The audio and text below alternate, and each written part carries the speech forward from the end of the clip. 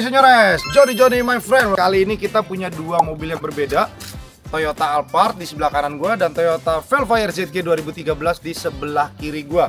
Yang membuat spesial hari ini adalah mobilnya dua-duanya kilometernya sangat rendah. Di 2008 ini baru menyentuh angka 72.300, yang ini baru 29.000 John. Nah, buat teman-teman yang pengen beli Alphard di 2024 ataupun Velfire, seperti biasa John, jadi kalau gue itu udah biasa bikin review Alphard dan Velfire, jadi udah banyak sekali penjelasannya. Tapi kali ini yang menarik itu di sebelah, anjing panas. Mau gaya gini John, nggak bisa kan? Gara-gara kemarin kita suka nonton Gias, banyak yang gaya begini ya di mobilnya. Yang putih-putih. Enggak, bajunya hitam. Kalau mobil Jepang kemarin bajunya hitam John. Gue hari pakai baju hitam. Oke lanjut. Jadi di sini Velfire-nya tuh gue bingung sama orangnya John. Ini kenapa diplastikin semua nih? Ternyata yang punya itu memiliki kebiasaan yang dinamakan OCD, Obsessive Compulsive Disorder, di mana dia nggak suka ngelihat barangnya itu berantakan. Jadi kalau lu ngeliat gini nih, ada plus dan minusnya. Jadi kalau lu punya mobil bekas orang OCD, itu rata-rata keadaannya tuh masih sangat rapi. Jadi ininya biasanya banyak baret-baret, ini nggak ada. Nah, kira-kira kalau lu beli Alphard di tahun 2024 penyakitan nggak ya? Yang pertama yang harus lu perhatikan adalah interior, karena kalau kita beli mobil Alphard, sorry Jo, ada anjing mau lewat. Bener kan anjing kan tuh? Nah, bawa anjing dia. Jadi kita sambil jalan aja Jo, nggak apa-apa Jo, lanjut Jo. Putra ikutin nih. Alphard yang ini tuh paling banyak sering diminati orang karena dia punya jok. Ini masih ada footrest Jo. Nah, jadi kalau lo mau perjalanan jauh gini kan, kayak Putra jauh, Put, sampai ke Seragen lagi Put.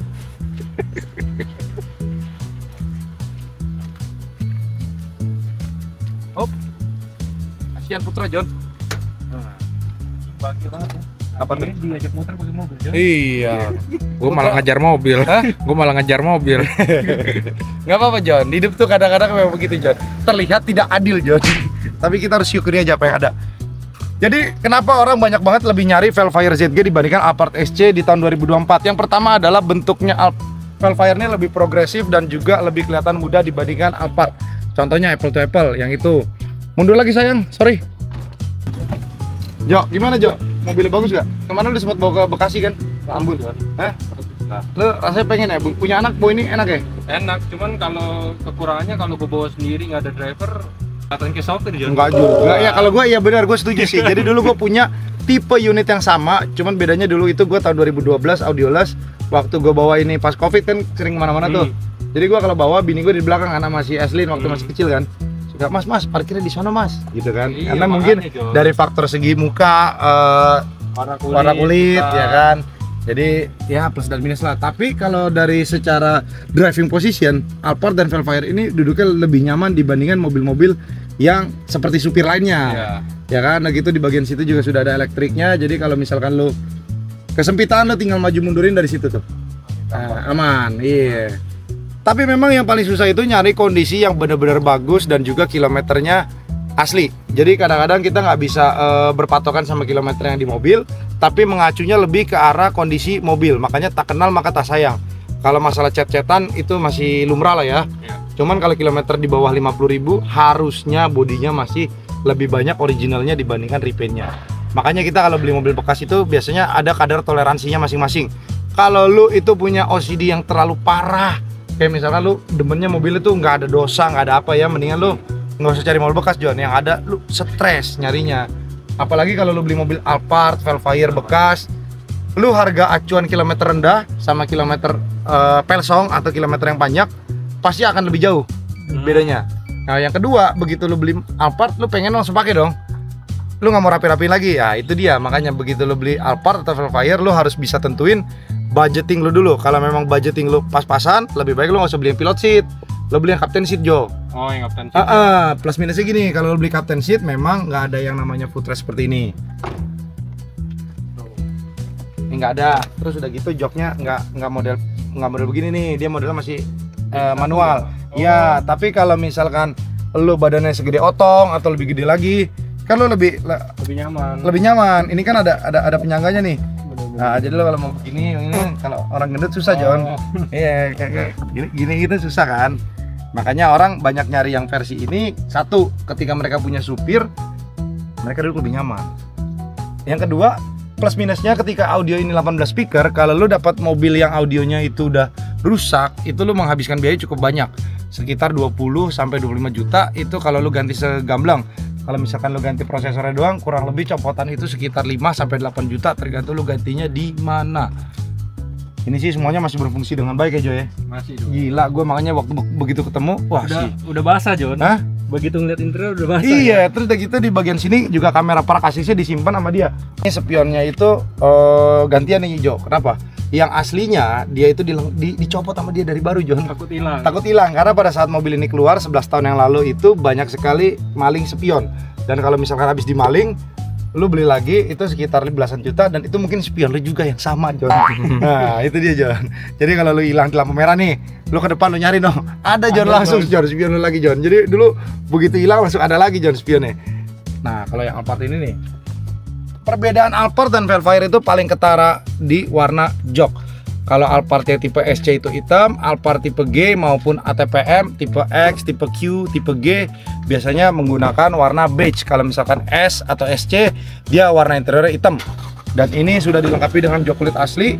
Kekurangannya adalah ketika lo beli mobil Alphard ATPM G maupun Q, itu joknya paling rentan yang namanya rusak karena dia warnanya terang dan juga bahannya lebih tipis dibandingkan bahan jok kulit lainnya. Bahan yang lebih tipis kulitnya lo duduk nggak terlalu panas. Tapi minusnya ketika mobil ini sudah berusia lebih dari 10 tahun, joknya rata-rata sudah pada pecah maupun sudah bule. Tapi kalau ini lihat tuh, joknya masih bagus ya. Bagus. Iya tuh. Elektriknya juga masih bagus.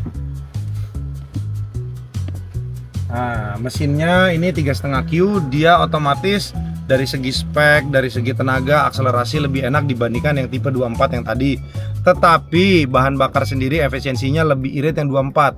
Plus minus tergantung kalian seleranya yang mana. Kalian pengen tenaga yang oke, karena nggak semua orang suka Alphard itu tenaganya boyo, dan juga ada juga yang pengen nyari irit. Makanya lo harus tentuin dulu toleransi lo tentuin dulu budgeting lo, dan juga ketika lo beli mobil ini lo pengen habisin spending duit berapa. Makanya biasanya keuangan yang matang itu beli mobilnya bener-bener pas. Jadi jangan sampai lo begitu beli mobil, apalagi lo beli mobil pertama kali lo beli mobil, lo buru-buru tergesa-gesa. Karena biasanya kalau orang pergi ke showroom atau mungkin nyari mobil tuh biasanya Senin sampai Sabtu udah kerja, Minggu nyari mobil dari pagi sampai sore lelah. Sore tuh lelah tuh, udah akhirnya udah deh besok gua harus naik mobil baru. Lu beli mobil dan akhirnya mobilnya lu beli nggak sesuai dengan ekspektasi. Besoknya Senin lu nyesel, lu mau jual lagi, rugi John. Makanya kalau beli mobil, nonton aja YouTube gua banyak tuh. Gua bahas Alphard itu dari 2019. Tipe G, tipe Q, tipe X, tipe SC, tipe F, itu banyak sekali. Gua udah review jelas lugas di YouTube, jadi lo tinggal buka aja Benz Penceroki Alphard, di sana banyak. Kalau di bagian depan dan dalam dia warnanya berbeda. Ini yang non facelift itu warna coraknya berwarna kulit kayu seperti ini. Kalau yang baru dia sudah warnanya bird eye modelnya. Dia jadi udah kayak wood panel Mercy Avantgarde, warnanya hitam ada corak-coraknya. Jadi kalau lo nyari yang begini nih, feel-nya lebih kayak rumah-rumah Mediterranean. Kalau yang itu lebih ke arah rumah minimalis. Jadi plus dan minus tergantung kalian seleranya yang mana. Lo lebih suka yang mana, Bud?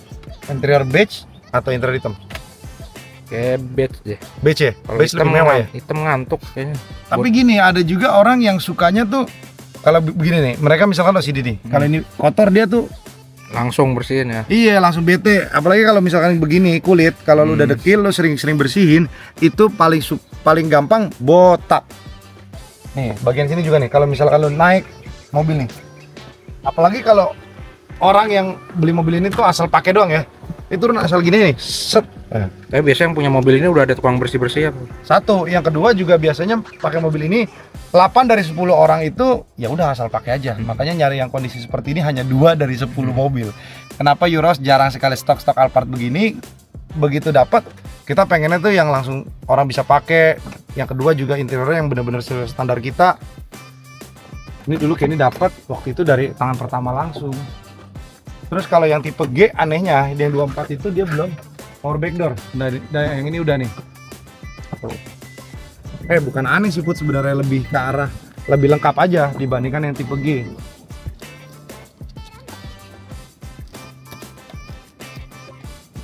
Oke, dari segi kelemahan ketika kita beli Alphard, yang pertama yang harus dicek itu yang steering rack. Jadi steering rack dia terbagi menjadi dua, steering rack dan steering column. Itu kalian bisa melakukan rekondisi. Yang pertama, rekondisi itu biayanya kurang lebih memakan 4 sampai 5 juta. Tapi kalau kalian beli baru itu sekitar belasan juta. Kenapa ini mobil sering rusak di steering rack dan steering column?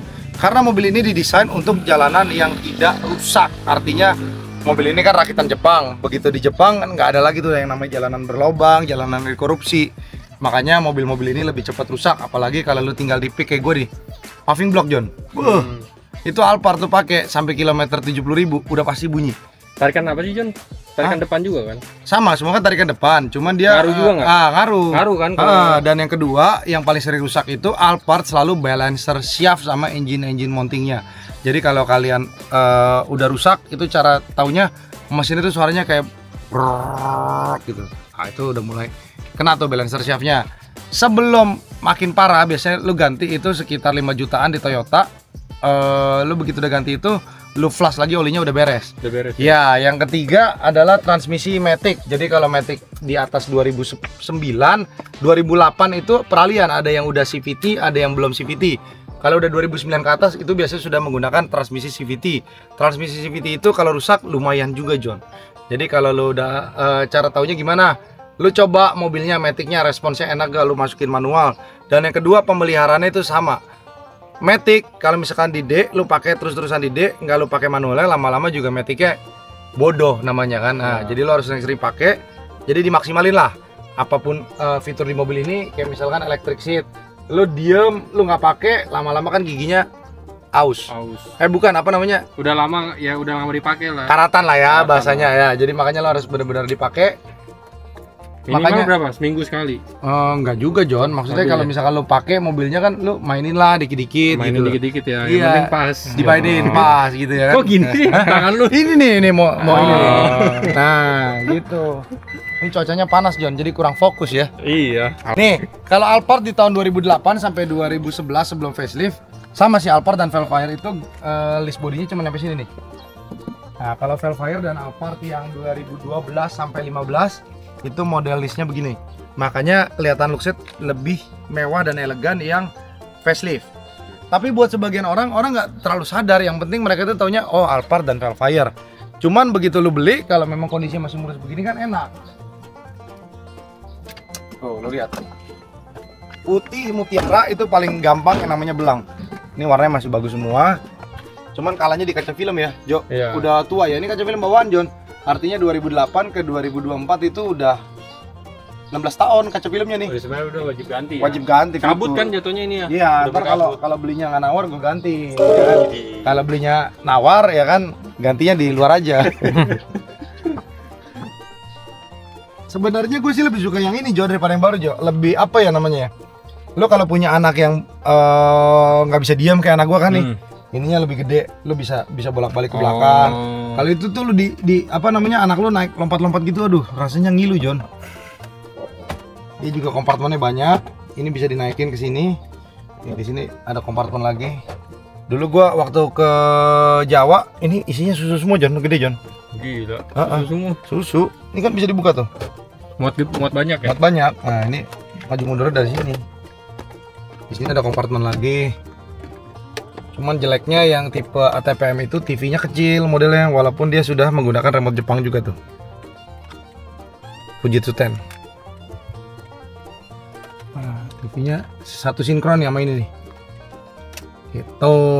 Jadi kurang lebih seperti ini untuk Toyota Alphard dan Velfire keluaran di Row House. Buat teman-teman yang berminat, bisa langsung hubungin aja ke nomor di bawah ya. Terima kasih semua teman-teman. Sorry kalau misalkan review yang kali ini kurang lengkap karena posisinya ini panas dan juga apa Jo? Udah banyak John. Iya udah banyak. Jadi kita udah bosan nge-reviewnya ya. Jadi buat dagang aja lah, bukan buat nge-review. Kalau pengen lihat, lu cari aja Ben Spencer Rocky Alphard. Misalkan lu pengen beli Alphard ZG, Alphard SC, lu tinggal search aja Ben Spencer Rocky Alphard SC. Jadi kira-kira kurang lebih kalian udah tahu parameter untuk nyari Alphard bekas di tahun 2024 seperti apa. Cuman, gue cuman pesan satu, ketika lu tidak punya toleransi untuk mobil bekas, lu cari Alphard lebih baik jangan. Kecuali lu punya kocek lebih, lu pengen cari yang low KM, lu harga itu nomor 2 buat lu boleh cari Alphard. Karena Alphard Velfire di tahun 2024 ini nyarinya makin susah karena ini bekas mobil orang kaya yang dipakai hari-hari. Dan juga rollback kilometer ini paling gampang. Baik, takut gua.